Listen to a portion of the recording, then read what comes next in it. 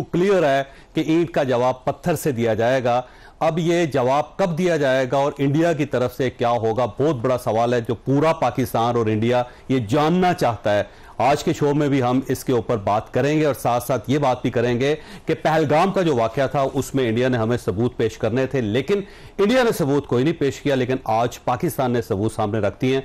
तो अब भारत के पास क्या ऑप्शन है, ये भी आज के शो में डिस्कस होगा। और इसके साथ साथ इमरान खान साहब जो है उनके बारे में पाकिस्तान तहरीक इंसाफ का कहना है कि उन्हें लाया जाए, APC करवाई जाए, ताकि इमरान खान साहब को एक तजर्बा है 2019 का, वो इस वक्त ज्यादा बेहतर तरीके से पाकिस्तान की नुमाइंदगी कर सकते हैं। तो इमरान खान साहब की जो एक्सपर्टीज है उसका फायदा गवर्नमेंट क्यों नहीं उठा रही, ये भी एक सवाल है जो आज के शो में डिस्कस होगा। हमारे साथ तशरीफ रखते हैं राना एहसान अफजल खान साहब, पाकिस्तान मुस्लिम लीग नून के साथ इनका ताल्लुक है। डॉक्टर हमायूं महमद साहब हमारे साथ तशरीफ रखते हैं, पाकिस्तान तहरीक इंसाफ से इनका ताल्लुक है।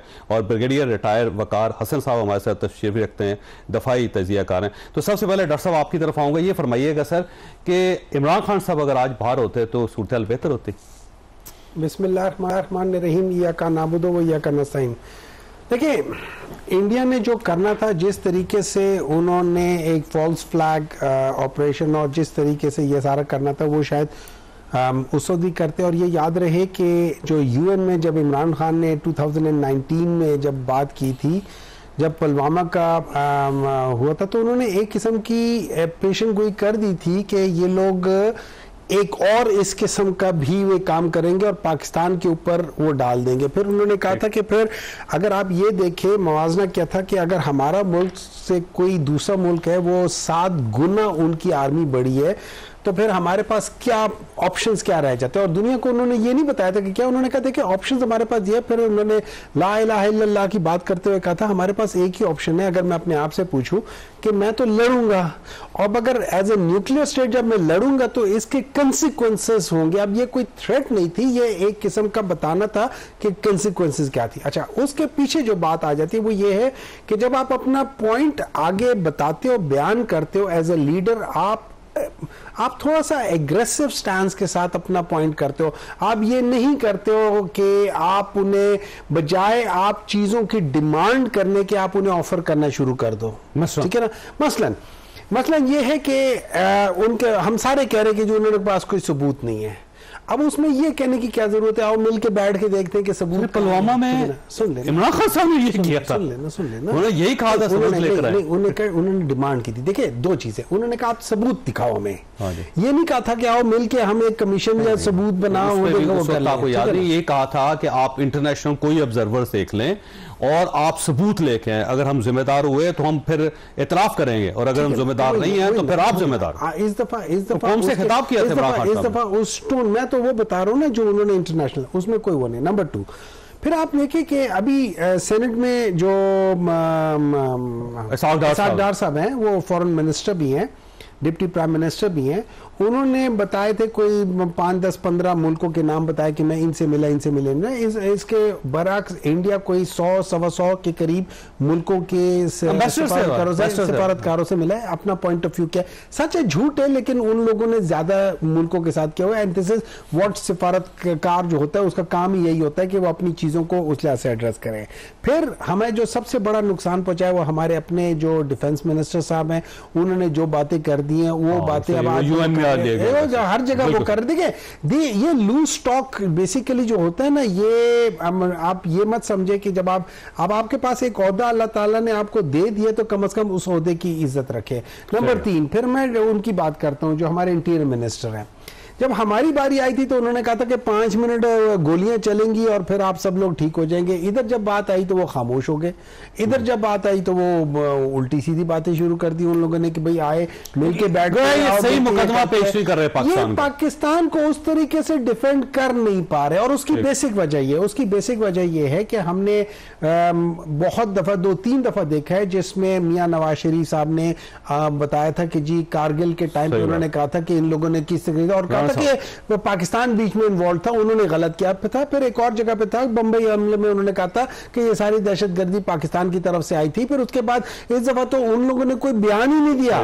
मतलब ये वो चीजें हैं जो होनी चाहिए। इमरान खान साहब ने आज भी मैसेज भिजवाया जेल से और फैसल चौधरी साहब के जरिए भेजा है कि कौम मुत्तहिद है, हम अपनी फौज के साथ खड़े हैं और इंडिया ये ना समझे कि हम डिवाइडेड हैं।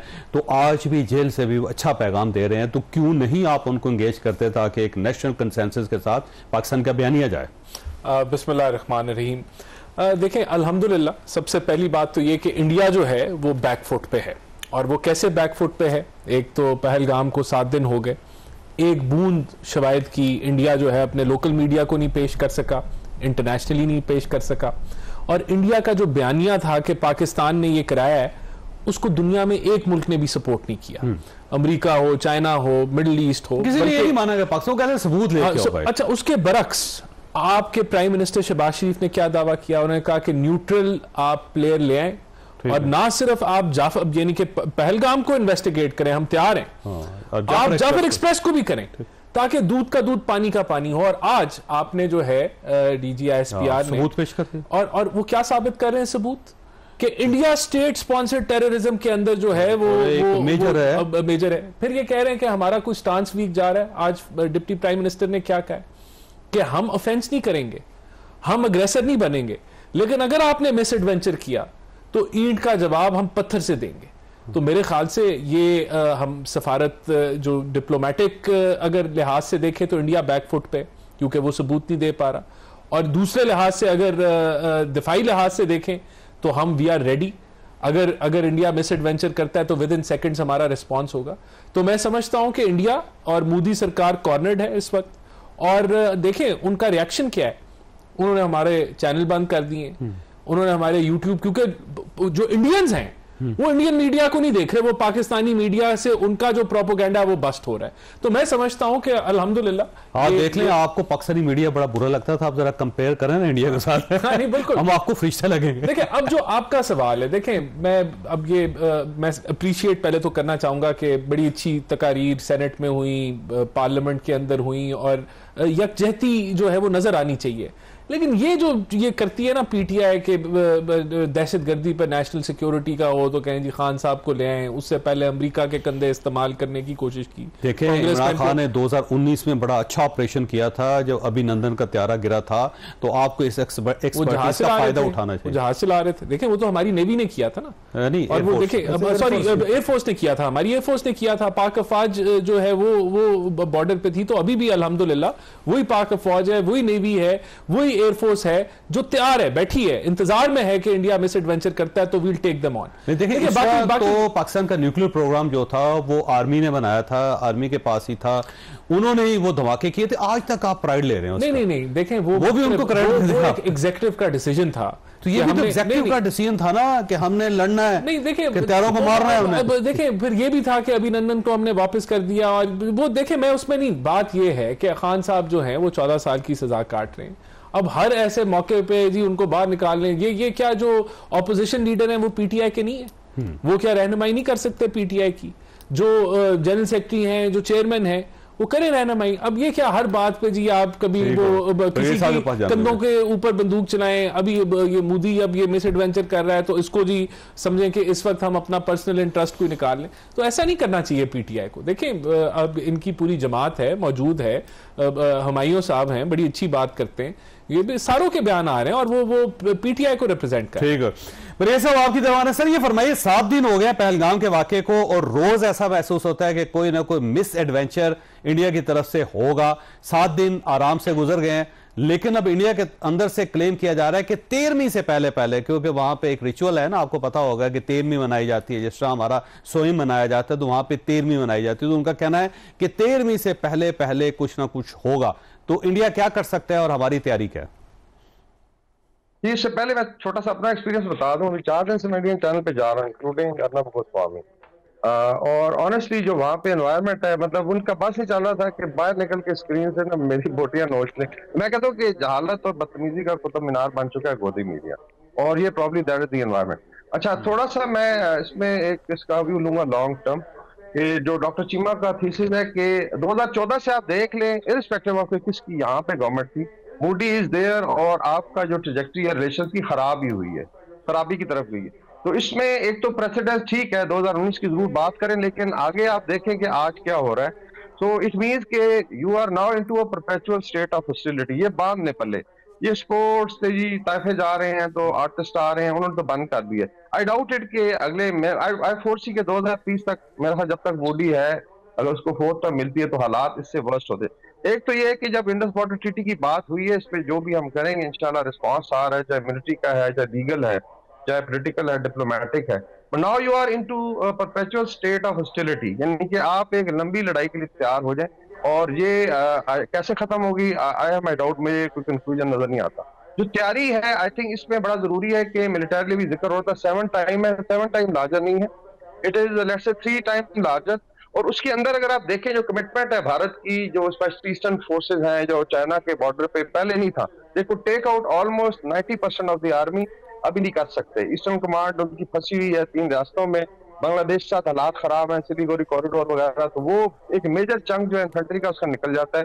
वेस्टर्न कमांड से फोर्सेस चली गई हैं ऊपर लद्दाख में।